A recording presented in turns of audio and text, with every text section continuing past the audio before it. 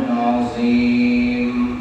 قال النبي صلى الله عليه وسلم: من لزم الاستغفار جعل الله من كل ضيق مخرجا ومن كل هم فرجا ورزقه من حيث لا يحتسب، أو كما قال رسول الله صلى الله عليه وسلم: إن الله وملائكته يصلون على النبي يا أيها الذين آمنوا صلوا عليه وسلموا تسليما.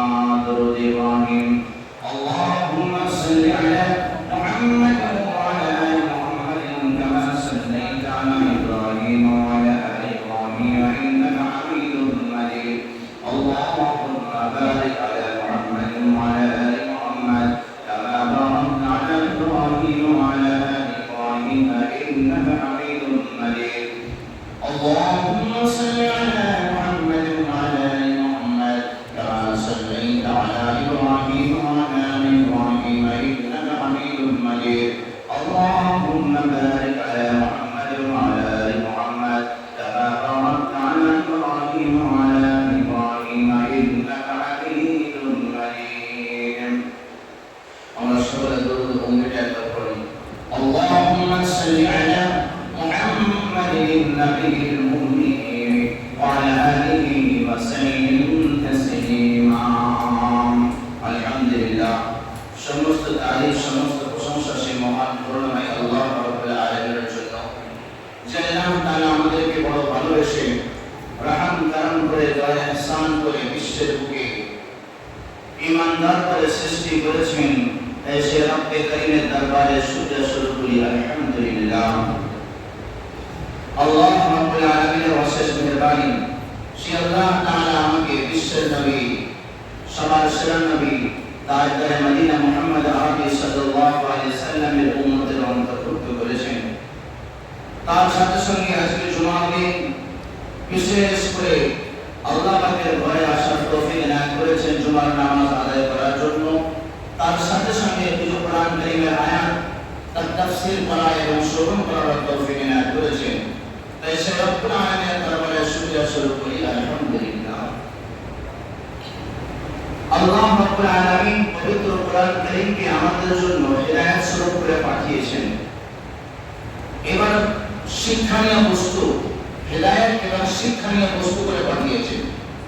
কোরআন কারীমে আল্লাহ পাক কখনো আদেশ দিয়েছেন, যেমন নামাজ কায়েম করো, নামাজ পড়ো, যাকাত প্রদান করো, রোজা রাখো, নেক কাজে আহ্বান করো, মানুষকে সৎ পথে রাখো, মানুষকে সৎ পথের দিকে আহ্বান করো, যেমন আদেশ এগুলো। নিষেধ যেমন সুদ খাবে না, সুদ লেনদেন করবে না, মিথ্যা কথা বলবে না, অন্যায় অবিচার করবে না, জুলুম করবে না, এগুলো নিষেধ। আদেশ হলো, নিষেধ হলো। আর হলো ঘটনা। কি বলেছেন আল্লাহ পাক? ঘটনা। কোরআন কারীমে আল্লাহ পাক ঘটনা বলেছেন, আদেশ, নিষেধ, ঘটনা। আর হলো উদাহরণ। উদাহরণ দিয়েছেন কেন? মানুষ উদাহরণে সহজে মানুষ বুঝতে পারে, এই জন্য আল্লাহ পাক কোরআন কারীমে উদাহরণ দিয়েছেন। তো আজকে যে ঘটনাটা বলবো, কোরআন কারীমের যে সূরার ব্যাখ্যাটা করব, তার মধ্যে আল্লাহ পাক আগের যুগে 5টা ব্যক্তির ঘটনা বলেছেন। কটা ব্যক্তি বলেন? 5টা ব্যক্তির ঘটনা। এই ঘটনার মধ্যে শিক্ষণীয় বস্তু কি আছে সেটা আমরা শুনলে বুঝতে পারবো। কোরআন কারীমের পারা নম্বর 29, প্রথম সূরা আছে সূরা মুলক, যাকে তাবারাকাল্লাযী বিয়াদিল মুলক ওয়া হুয়া আলা কুল্লি শাইইন কাদির। এই সূরা আমরা জানি, যদি এই সূরা ব্যাখ্যা আমি করব না আজকে। এই সূরা কাদের জন্য, কিসের জন্য? যারা তৈরি রাত্রিবেলা এশার পর বা এশার আগে সূরা মুলকের তেলাওয়াত করবে, আল্লাহ পাক সবথেকে যে কঠিন ঘাঁটি আছে কবর, কবর হলো কি বলেন? সবথেকে কঠিন ঘাঁটি। কবর যার পার তার সবটা পার। যে কবরে আটকে যাবে সে সবটা কি হবে? আটকে যাবে। এটা কার কথা? রাসূল আলাইহি ওয়াসাল্লামের কথা, আল কবরু রাউযাতুম মিন রিয়াজিল জান্নাহ, কবর হলো জান্নাতের বাগানের মধ্যে থেকে বিশেষ একটি বাগান। আল হুফরাতু মিন হুফারিন নার, কিংবা কবর হলো মানুষের জন্য জাহান্নামের গাড্ডার মধ্যে থেকে একটি গাড্ডা, হয় জাহান্নামের গাড্ডা হবে নাহলে জান্নাতের বাগান হবে। এর নির্ণয় কি হিসাবে হবে? আমলের হিসাবে, যার যেমন আমল হবে কবর তার জন্য তেমন হবে। তাহলে এটা হলো সূরা মুলক। সূরা মুলকের পরে একটা সূরা আছে সূরা কালাম বলে। কি সূরা বললাম? সূরা কালাম। ওই সূরা কালামের মধ্যে আল্লাহ রাব্বুল আলামিন অনেকগুলো আয়াত অবতীর্ণ করেছেন। আগেকার যুগে 5টা ব্যক্তির ঘটনা উল্লেখ করেছেন। ওই 5 জন ব্যক্তির বাড়ি কোথা? কোরআন কারিমে কিন্তু সবকিছু লেখা নেই, তার ব্যাখ্যায় আছে। তার ব্যাখ্যায় কি আছে? ওই যে 5 জনের ঘটনা আল্লাহ পাক বলেছেন, তাদের বাড়ি হলো আরব দেশের ইয়ামান দেশ। কি দেশ বলেন? কি দেশ? ইয়ামান। নাম শুনেছেন তো? ইয়ামান। ইয়ামান দেশের মধ্যে আরেকটা শহর আছে সানা বলে। কি নাম? সানা। সানা শহরের মধ্যে যে জায়গায় ঘটনাটা ঘটেছে সেই জায়গার নাম হচ্ছে জারওয়ান। কি নাম? জারওয়ান।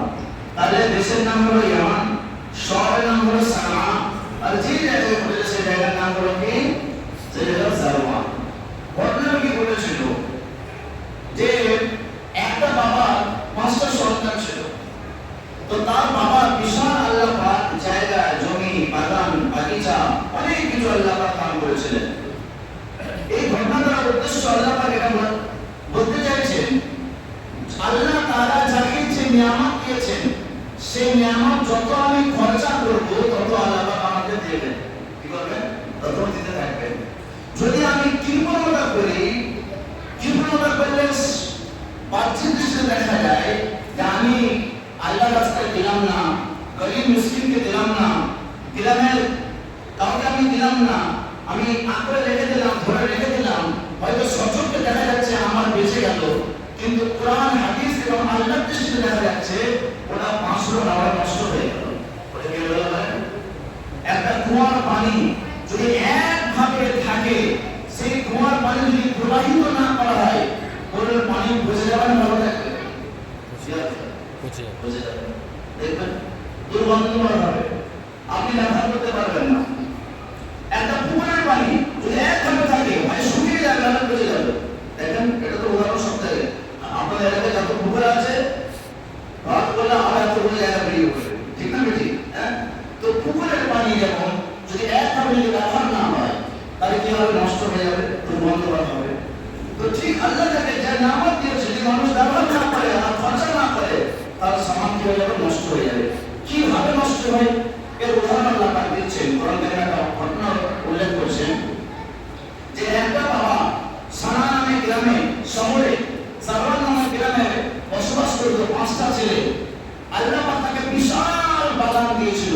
সে যখন বাগানের ফল কাটতে যেত, সে ঘোষণা করে দিত গ্রামের লোকেরা সবাই ফলে চলে আসবে, যার যত ফল দরকার সব তোমরা নিয়ে যাবে।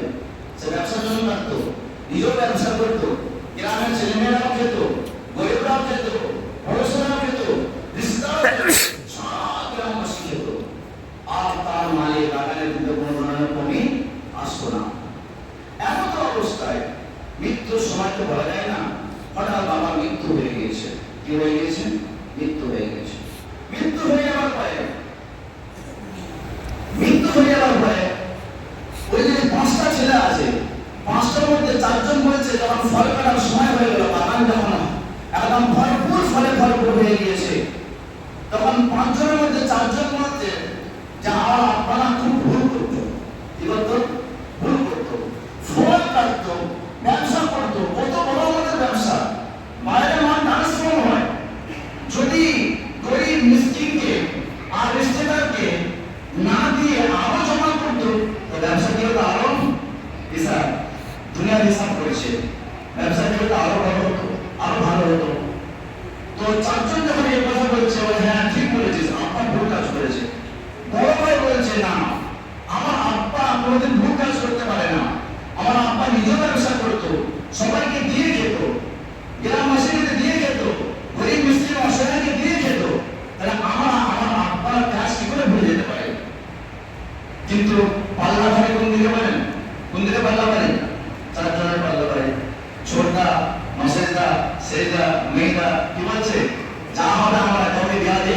চেন্নাই। এই ঘটনাটা আল্লাহ কোরআনে বলার কি উদ্দেশ্য? আজকাল বহু জায়গায় আমার উত্তরপ্রদেশ, পশ্চিমবাংলা অনেক জায়গায় এমন আছে, ধরুন বাপ দাদা একটা সম্পত্তি দিয়ে গেল মাদ্রাসাকে, ভালো করে বলেন, বা মসজিদে দিয়ে গেল, বা ঈদগাহে দিয়ে গেল, কবরস্থানে দিয়ে গেল। তার ছেলেরা যখন ভালো হয়েছে, বাবা এ তো দাম 20 টাকা, এর দাম কি 20 টাকা। আপনারা বড় ছিল এই 20 টাকার সম্পত্তি কেউ হাতছাড়া করে নাকি? ওসব পারতে তো আমার এক কাজ কর, এটা আমাদের নামে করে নি। আর আয়তনের মধ্যে পোকা ছিল, হ্যাঁ, রেকর্ডও করতো না আর দলিলও করতো না, ওটা আমার জন্য নিয়ে নেওয়া যাও, এমন হয়ে গেল। তো ওই ঘটনার সঙ্গে কেমন আছে দেখেন। তো যখন আব্বা মারা গেল, চারজন বলছে যে আমরা নিজেরাই ব্যবসা করবো, যখন ফল কাটবো কাউকে জানতে দেবো না। আর বড় বলছে না, আমার আব্বা যে হিসাবে ফল কাটতো আমরা সেই হিসাবে ফল কাটবো। এমন তো অবস্থায় যখন ঠিক ফল কাটার সময় হয়ে গিয়েছে, এই সূরার মধ্যে অনেক লম্বা আয়াত আছে, এটা একটা আয়াত নয়, অনেক লম্বা আয়াত। এই লম্বা আয়াতের মধ্যে কি সুন্দর আল্লাহ পাক পরিষ্কার করে ব্যাখ্যা করে বলছেন, আপনারা শুনে আশ্চর্য হবেন যে আল্লাহ পাকের এত ব্যাখ্যা করার কি দরকার ছিল। আল্লাহ পাক শর্ট করে বলতে পারতেন যে এটা করো না, এটা না করলে ভালো নয়, কিন্তু আল্লাহ রাব্বুল আলামিন ব্যাখ্যা করে এখানে বলছেন, বিসমিল্লাহির রহমানির রহিম, ইন্না বালাওনাহুম কামা বালাওনা আসহাবাল জান্নাহ। আল্লাহ রাব্বুল আলামিন বলেন, আমি ওই সানা নামক শহরের মধ্যে একটা গ্রাম জারান নামকের মধ্যে যে চারজন মধ্যে বিরোধী করেছিল, একজন শুধু সপক্ষে রায় পেশ করেছিল যে আমি আপনার নিয়মে দান করে যাব, কিন্তু চারজন যখন পেশা দিল সেও চারজনের মধ্যে শামিল হয়ে গেল। এবারে তারা কি করল, ওই 5 জন মিলে চুক্তি করলো, এমন সময় আমরা পাহাড়ের ফলটা কাটবো, যখন সবাই ঘুমিয়ে থাকবে, গ্রামের কেউ জেগে থাকবে না, গরিব মিসকিনদের পাবে না, পড়োশিরা বুঝতে পারবে না, আত্মীয়রা খবর পাবে না, গভীর রাতে আমরা ওই বাগানের ফলগুলো কেটে নিয়ে সব কিছু আমরা ব্যবসা করবো। আল্লাহ পাক বলতেন, ইন্না বালাওনাহুম কামা বালাওনা আসহাবাল জান্নাহ। আমি তাদেরকে পরীক্ষা করেছি যেমন বাগানওয়ালাকে পরীক্ষা করেছিলাম। বাগানওয়ালা কি করেছিল, ইদা আতাসামু লা ইয়াসরিমুন্নাহা মুসবিহিন। তারা সফল করেছিল 5 জন মিলে, 5টা ছিল তো, 4 জন আর 1 জন, 5 জন হয়ে গেল, সব 100 জন হয়ে গেল। ওই 5 জন শপথ করেছিল, আমরা আগামী কাল যে ফলটা কাটবো, ভোরবেলায় এই ফল কেটে নেব। কখন বলেন, কখন কাটবো? ভোরবেলা মানুষ কি করে, ঘুমিয়ে থাকে, শুয়ে থাকে, খবর পায় না। তো তারা চিন্তা করলো আমরা ভোরবেলায় কি করবো, ফলটা কেটে নেব। ওয়ালা ইয়াসতাসনুন, তারা ফল কাটার প্রতিজ্ঞা করলো, কিন্তু তারা ইনশাআল্লাহ বলল না। কি বলল না বলেন? এর কি শিক্ষা পেলেন? যদি আপনি কোনো ভালো কাজ করতে যান, তাহলে কি বলতে হবে, আমি নামাজ পড়বো ইনশাআল্লাহ, আমি আল্লাহর ঘরে যাব ইনশাআল্লাহ, আমি দান করব ইনশাআল্লাহ, আমি কোরআন শিখবো ইনশাআল্লাহ। কথা বুঝাচ্ছে? তাহলে ভালো কাজ করতে গেলে আপনাকে ইনশাআল্লাহ বলতে হবে। এর তো এদের নিয়ত খারাপ, সবাইকে বঞ্চিত করবো, উপরন্ত ইনশাআল্লাহ পড়ে, তারপরে কি হলো, ফাতাফা আলাইহা তাইফুম মির রাব্বিকা ওয়া হুম নাইমুন। যখন তারা ভোরবেলায় বাগানে যাবে, তাদের বাগানে যাবার আগে আগে, ঘুম থেকে ওঠার আগে আগে আল্লাহ তাআলা কি করলেন, তাদের বাগানটার মধ্যে একটা আযাব পাঠিয়ে দিলেন। তার নিয়তের খবর পৃথিবীর কেউ না জানলেও, আত্মীয়রা না জানলেও, গরিব মিসকিন না জানলেও, কিন্তু কে একমাত্র জানেন বলেন? কে জানেন বলেন? আল্লাহ তাআলা জানেন। আল্লাহ বলছেন, আচ্ছা বাগান তো সবার আছে, কিন্তু সবার কাছে ফল হয় না। ভাই কি বলেন? ব্যবসা সবার থাকে, কিন্তু সবার ব্যবসায় মুনাফা হয় না। চাকরি সবার থাকে, কিন্তু সকলের চাকরি ভালো হয় না। অনেকের চাকরি মাইনে পাওয়ার আগে আগে সমস্ত কিছু শেষ হয়ে যায়। আবার অনেকে জমা করতে পারে, তার মানে হলো অনেকের জীবনে বরকত আছে, অনেকের জীবনে বরকত নাই। কি না বলেন? বরকত কার জীবনে থাকবে? যার জীবনে আল্লাহর হুকুম রাসূলের তরিকা থাকবে। আর আল্লাহর হুকুম কেমন থাকবে? ব্যবসা করুক, বাণিজ্য করুক, চাকরি করুক, যখন রব্বুল আলামিনের হুকুম পালন করবে, তার আল্লাহ রব্বুল আলামিন ব্যবসার মধ্যে বরকত দান করবে, তার বরকত রহমত আল্লাহ পাক বরকত করে দেবেন। তারপরে কি হলো? فأصبحت كالصريم فتنادوا مصبحين। যখন এবারে কাটতে যাবে, ফল কাটতে যাবে, যাওয়ার আগে ডিম শেষ, যাওয়ার আগে ডিম শেষ হয়ে গেছে। তো ওরা জানে না, ওরা জানে আমরা কি করতে যাচ্ছি? ফল কাটতে যাচ্ছি। আর কি হয়ে গেছে? আল্লাহ রাব্বুল আলামিন সব জানিয়ে দিয়েছেন। فأصبحت كالصريم সকালবেলা ভোরবেলা তারা কাটার জন্য উদ্যত হলো। ফাতানাদাউ মুসবিহিন, চারটে ভাই পাঁচটা ভাই একে অপরকে ডাকছে, চলো চলো চলো, এসে ভোরবেলা রয়েছে, তাড়াতাড়ি চলো, বলে না চলো রে, গাড়ি ছেড়ে যাবে, চলো না। এই আয়াতটা ব্যাখ্যা এটা, ফাতানাদাউ মুসবিহিন, একে অপরকে ডাকছে, চলো। আনিদু আলা হারিসিকুম ইন কুনতুম সারিমিন, চলো তোমরা চাষের বাগানে চলো, চলো তোমরা ফলের বাগানে চলো, চলো তোমরা গাছের বাগানে চলো। যদি কাটতে যাও, পাঁচটা ভাই যুক্তি করলো, যুক্তি করার পরে কি করলো? ফানতালাকু ওয়া হুম ইয়াতাখাফাতুন, একে অপরে চলতে লাগলো আর চুপি চুপি বললো, তো শব্দ করবে না, যাতে করে কোনো মানুষের ঘুম ডিস্টার্ব না হয়ে যায়। যদি কারোর ঘুমটা ভেঙে যায়, তারা মনে করবে এরা পাঁচ ভাই একসঙ্গে যাচ্ছে, মানে বাগানে যাচ্ছে, কোথায় যাচ্ছে? যাদের পেটে ক্ষুধা আছে, ক্ষুধা কোনো ধর্ম হয় না। তখন মানুষকে খিদে লাগে, মানুষ যখন সমস্যার অভাবের মধ্যে পড়ে যায়, সেখানে যা কিছু পুড়িয়ে পায় তাই খেয়ে নেয়। কে বলেন? মানুষ অভাবের জ্বালায় তারা চিন্তায় ছিল, এরা বাগানের ফল কবে কাটবে, আমরা যাবো, একটু চাল পাবো, একটু ধান পাবো, একটু সবজি পাবো, একটু ফল পাবো। কত গরিব অসহায় মানুষেরা বড় আশায় রয়েছে, কিন্তু তাদেরকে ফাঁকিয়ে দিয়ে শুধু তাদের মালিকানা, তাদের মালিকানা ভালো বলেন, অন্য কারণ নাই, তাদেরই মালিকানা কিন্তু দিয়েছে কে বলেন? কে দিয়েছে বলেন?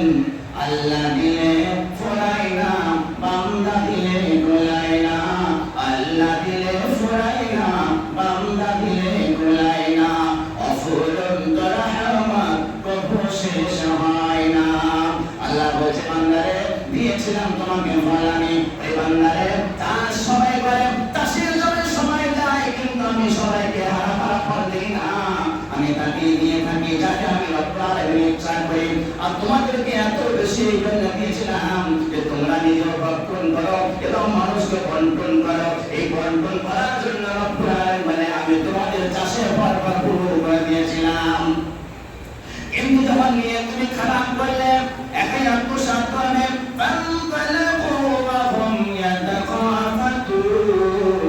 তারা যখন চাষের জমিতে গুটিয়ে গুটিয়ে পায়ে যাওয়া আরম্ভ করলো আর পিস পিস করে বলতে লাগলো, চুপি চুপি চলো, আজকে কেউ না বুঝতে পারেন, আল্লাহ ইয়াদখুলান্নাহাল ইয়াউমা আলাইকুম মিসকিন। কি বলছে? আল্লাহ ইয়াদখুলান্নাহাল ইয়াউম, আজকের দিনেতে আল্লাহ ইয়াদখুলান্নাহাল ইয়াউমা আলাইকুম মিসকিন, আজকের দিনেতে আমাদের যাওয়ার আওয়াজে কোনো মিসকিন, কোনো গরিব, কোনো অসহায় যে পর্যন্ত না পেয়ে যায়, যদি টের পেয়ে যায় তারা লাইন দিয়ে দাঁড়িয়ে যাবে, তাদেরকে ভাগ দিতে হবে। وَغَدَوْا عَلَىٰ حَرْدٍ قَادِرِينَ, ওই মিসকিনকে পাঠা দেওয়ার প্রতি তারা সফল হয়ে গেল, বাগানে পৌঁছে গেল, কোনো গরিব পর্যন্ত বুঝতে পারল না, কোনো গ্রামবাসী বুঝতে পারল না, কোনো আত্মীয় স্বজন বুঝতে পারল না। তারপরে কি লিখছে?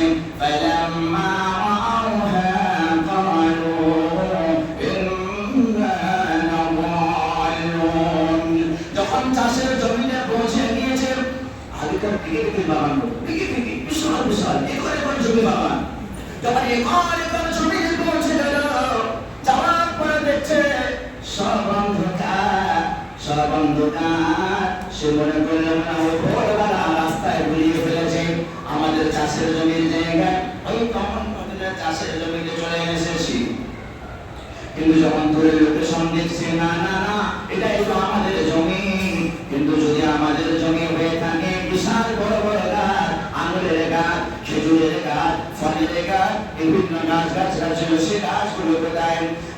ফালাম্মা রাআউহা ক্বালু ইন্না লাদাল্লুন। যখন তারা বাগানের দিকে তাকালো, তারা বলতে আরম্ভ করলো, ইন্না আমরা লাদাল্লুন, আমরা ধ্বংস হয়ে গেলাম। বাল নাহনু মাহরুমুন, আমরা মাহরুম হয়ে গেলাম, আমরা বঞ্চিত হয়ে গেলাম, আমরা মনে হয় ফল পাবো না। আমাদের গাছগুলো কি হলো, ফলগুলো কি হলো?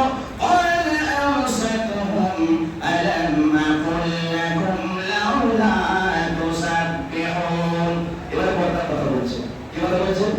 কথা বুঝতে পারছেন? কোনটা কোনটা? চারজন বলেছিল কি যে আমরা নিজেরাই কেটে নেবো। বড় ভাই কি বলেছিল যে না, সবাইকে দিয়ে খাবো, সবাই লাইন দেবে, গ্রামবাসী সবাই উপভোগ করবে, সম্পর্কে বর্ণন করবো, সবাই খুশি হবে, আমরাও কি হবো? খুশি হবো। এবারে বড় ভাই তখন মজবুরিতে চারজনের পাল্লা ভাই, কিছু করার নেই, চারজনের পাল্লা ভাই উপর থেকে এটা কি করবে? ওই চারজনের মুখের দিকে তাকিয়ে হায় হা বলতে বাধ্য হয়েছিল। কিন্তু তার ইচ্ছে মতো ছিল না, তার ইচ্ছা কি ছিল যে আমার আব্বা যা করে গেছে আমি তাই করবো। তখন قال أوسطهم ألم أقل لكم لولا تسبحون। বড় বললাম তোমাদেরকে বলেছিলাম যে তোমরা এইভাবে মনকে ছোট করবে না। কঞ্জুস মাকিজুস বুঝলেন? মাকিজুস বুঝলেন? মাকিজুস বুঝলেন না? কঞ্জুস বুঝলেন? কঞ্জুস মানে কি? কঞ্জুস মানে কৃপণ, আর মাকিজুস মানে কৃপণের ডবল। মাকিজুস মানে একজন এত কৃপণ ছিল, মধু বিক্রি করতে রাজি হয়েছে, আর একটা মৌমাছি আর মধুতে পড়ে গেছে, সে উড়ে যাচ্ছে, খপ করে ধরেছে, ধরে তাকে চুষছে। আমি কি ব্যাপার, মাছি কেন চুষছো? বলে এর পিছনে যা মধু লেগে আছে না, ওটা নষ্ট হয়ে যাবে। একে কি বলে? মাকিজুস। আর বলে কঞ্জুস, আর বলে কি? মাকিজুস।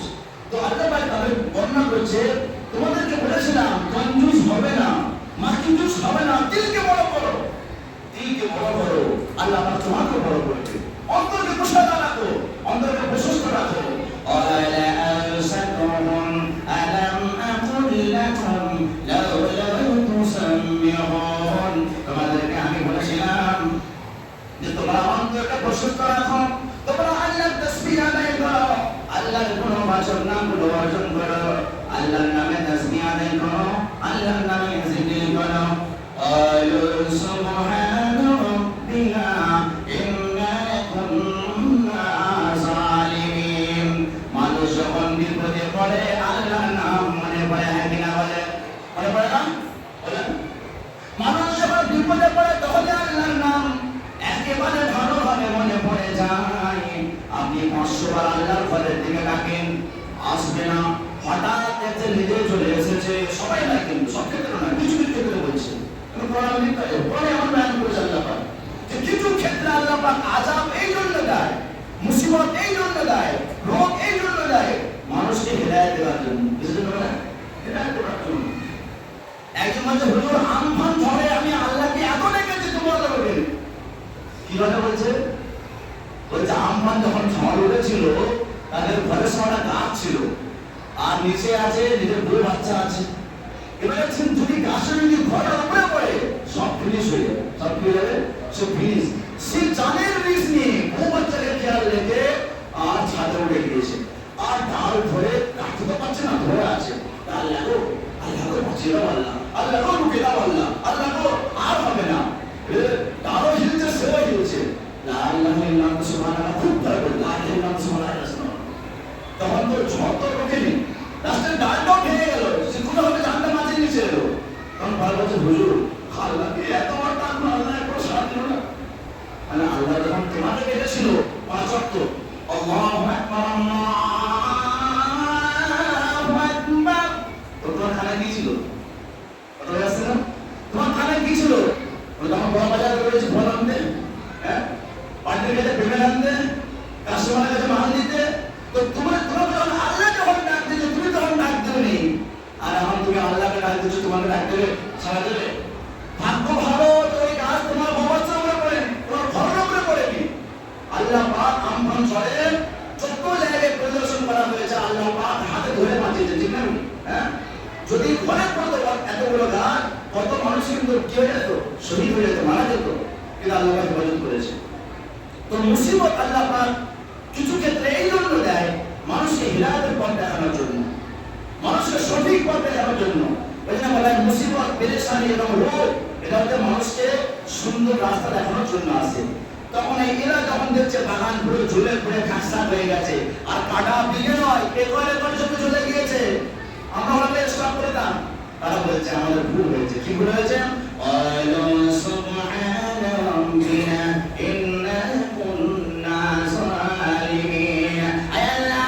আমরা তোমার পবিত্রতা বর্ণনা করে আমাদের নিয়ে ভুল হয়ে গিয়েছিল, আমরা নিশ্চয় নিজের নফসের প্রতি জুলুম করেছি।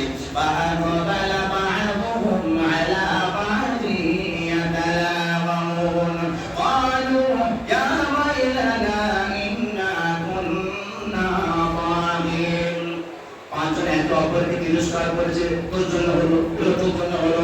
তারপর বলছে নিশ্চয়ই আমরা ধ্বংস ছিলাম, আমরা গুনাহগার ছিলাম। এবার আল্লাহর প্রতি আশা করেছে, আশা আমার গুনাহ আমরা সফল করে নেব, হয়তো আল্লাহ তাআলা আইয়ুবতিলানা খায়রাম মিনহা ইন্না ইলা রাব্বিনা রাগিবুন।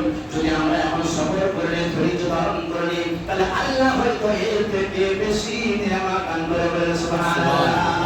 আর যদি অধৈর্য ধরি তাহলে কি হবে?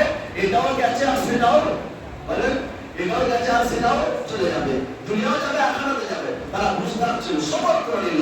আল্লাহ পাক বলছে কাযালিকাল আযাব, আমার আল্লাহর আযাব এমনই হয়, ওয়ালা আযাবুল আখিরাতি আকবার, আখিরাতের আযাব আরো বড় হয়। লাউ কানু ইয়ালামুন, যদি তারা বুঝতো। তাহলে বোঝা গেল কি আল্লাহ তাআলা যেমন আমাকে নিয়ামত দিয়েছে, সেই নিয়ামত আমি বন্টন করব, তাহলে আল্লাহ পাক কি করবে? আমার নিয়ামতকে আরো বাড়িয়ে দেবে, আমার নিয়ামতকে সুন্দর রাখবে, রহমত বরকতে মালামাল করে দেবে।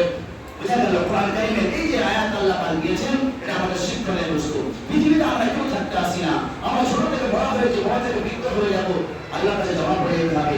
এই দুনিয়ার অল্প জীবনটা আমার সাজাতে হবে, সাজাবো ইনশাআল্লাহ। কি সাজাবো? নামাজ, আল্লাহর হুকুম, বিশ্ব নবী সাল্লাল্লাহু আলাইহি ওয়াসাল্লাম সাজাবো ইনশাআল্লাহ। ঠিক আছে? তার জন্য আমাদের সব ধরনের মেহনত চলছে। আমাদের এই মসজিদে বয়স্কদের মেহনত চলছে, আমাদের কাজের দ্বারা, দাওয়াতের কাজের দ্বারা, ঠিক না? ঠিক। যুবকদের মেহনত চলছে, মাশাআল্লাহ পরে তাদের পরে অল্প শিক্ষা হয়। কেউ বলতে পারবে না যে আমরা নামাজ পড়ি, জানে না কিছু, শিখতে পারি না, শেখার জন্য ব্যবস্থা করা আছে। যদি মনে করেন, মনে করেন প্রত্যেকের জন্য কর্তব্য যে আমরা একটা তালিম আসায় বসবো, এটা শিখবো, শেখাশিখি করবো, কেউ না কেউ আপনাকে শিখতে পারে, আমি রয়েছি, আরো অনেকে আছে, আপনারা শিখতে পারবেন। আর সব থেকে শিক্ষার মেন সময় হলো বাচ্চাদের। এই বাচ্চাদের শিক্ষার জন্য দিন আল্লাহর শুকর কায়েম হয়েছে, আলহামদুলিল্লাহ। 10 মাস পরিপূর্ণ হয়ে যাচ্ছে, আর 10 মাস পরিপূর্ণ হওয়ার পরে আমাদের ক্লাস চেঞ্জ হয়, আমাদের 12 মাসে নয়, 10 মাসের সিলেবাস কমপ্লিট। এই 10 মাসের পরে এবার 11 মাসের শুরুতে ইনশাআল্লাহ 3টো ক্লাসে আপনাদের ছেলে মেয়েরা বা আপনাদের বোনেরা তারা ক্লাসে উঠছে ইনশাআল্লাহ। এই সামনে প্রোগ্রাম রাখা হয়েছে, এই সারা বছর যে কি পড়াশোনা করলো আপনাদের ছেলেমেয়েরা 14টা বিষয় যে পড়াশোনা করেছে, সেই 14টা বিষয়ে আগামী রবিবার 28 জুলাই বেলা 2টা থেকে শুরু করে এশার আগে পর্যন্ত, 9:30 পর্যন্ত, ওই দিনে এশার নামাজ দেরি করে হবে, এশার নামাজটা দেরি করে হবে। ওই দিনে এশার আগে পর্যন্ত আপনাদের প্রত্যেকে যারাই পড়াশোনা করে তারা 14টা বিষয়ে বক্তব্য রাখবে, 14টা বিষয়ে যে জ্ঞান অর্জন করেছে সেই বিষয়ে আপনাদের সামনে মাইকে কথা বলবে। 14টা বিষয়ে দোয়া, সুন্নাত, আকীদা, নামাজ, ওযু, গোসল, রোজা, কাফারা, এই সব বিষয়ে তারা যে জ্ঞান অর্জন করেছে সেই বিষয়ে আপনারা সামনে বলবেন। তো আপনাদের সকলকে আমি আমার তরফ থেকে এবং দিনাত এবং মসজিদের কমিটির তরফ থেকে দাওয়াত দিচ্ছি, আপনারা সবাই আসবেন ইনশাআল্লাহ। আপনারা আসবেন এবং বুঝতে পারবেন যে এই বাচ্চারা যদি এত কিছু শিখতে পারে, তারা আমাদের কত কিছু শেখার বাকি রয়েছে। আর যাদের বাকি আছে, যারা এখনো পর্যন্ত অ্যাডমিশন নিয়ে তাদের শিক্ষা নেওয়া উচিত যে আমরা 10 মাস পিছিয়ে গেলাম, আমাদের ছেলেমেয়েরা 10 মাস পিছিয়ে গেল, তা আগামীতে যদি আমি এখনো যদি অবহেলা করি, তাহলে আগামী জীবনে কিন্তু যা পরিস্থিতি আমাদের পরিবেশ আসছে, এই পরিবেশে কিন্তু এই খ্রিস্টানদের পরিবেশ, বেহুদদের পরিবেশ আর জ্ঞানের পরিবেশে যে ছেলেমেয়েরা লেখাপড়া খুব মুশকিল ব্যাপার, হ্যাঁ না বলে? ইন্টারনেট এবং বিহারি এত ছড়িয়ে পড়েছে আজকাল সমাজে, নিজের সন্তানকে, কন্যাদেরকে চিন্তা করা মুশকিল আছে। যদি দিনের শিক্ষা থাকে, এই দিন শিক্ষা ইনশাআল্লাহ তাকে বাধা প্রদান করবে ইনশাআল্লাহ। তাই আপনাদের সকলকে দাওয়াত করবেন, মঞ্জুর করলেন ইনশাআল্লাহ। আল্লাহ পাক কবুল করুন। সুন্নাত পড়েন।